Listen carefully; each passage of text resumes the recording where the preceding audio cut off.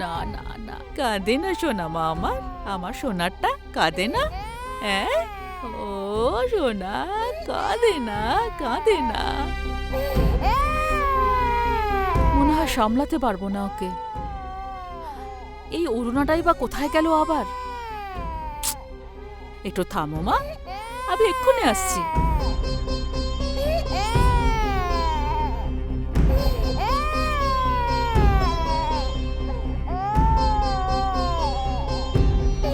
আমাকে গিয়েই একবার দেখতে হবে ও কোথায় গেল।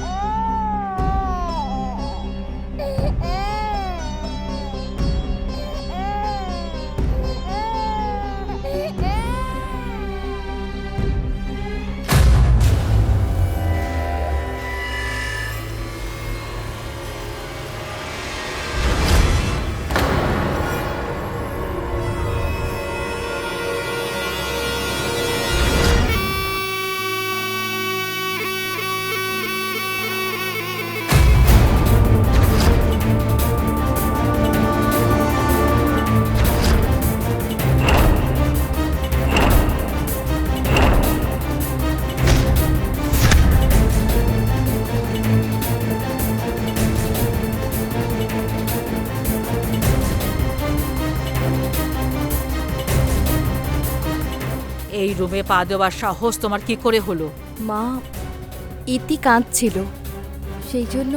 দেখো, এখানে কোনো সম্পর্ক জোড়ার চেষ্টা করো না। ইতিকে নিচে রাখো আর চলে যাও। মা, আপনি আমার উপরে এত রাগ কেন করছেন? রাগ নয়, আমি তোমাকে ঘৃণা করি।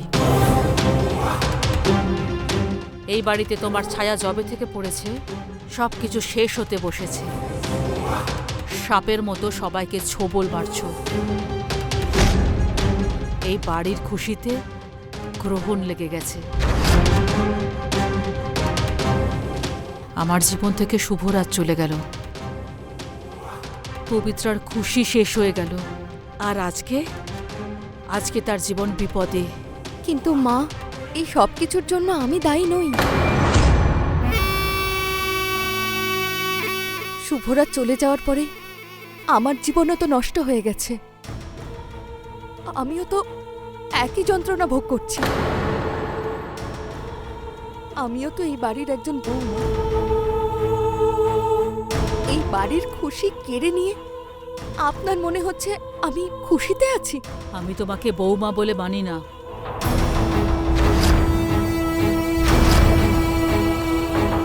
কিন্তু মা, আমি তো আপনাদের সবাইকে আমার পরিবার বলেই ভেবেছি। শুভরাজকে আমি যতটা ভালোবাসি, আমি আপনাদের সবাইকে ততটাই ভালোবাসি।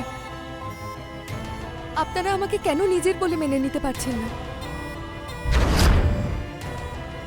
আপনি একটু অন্য নজরে আমাকে দেখুন মা, তারপরে দেখবেন। কামিয়া, আমি আর কিচ্ছু শুনতে চাই না। ইতিকে এখানে শুয়ে দিয়ে তুমি এখান থেকে যাও। দরদ দেখাতে চলে এসেছে।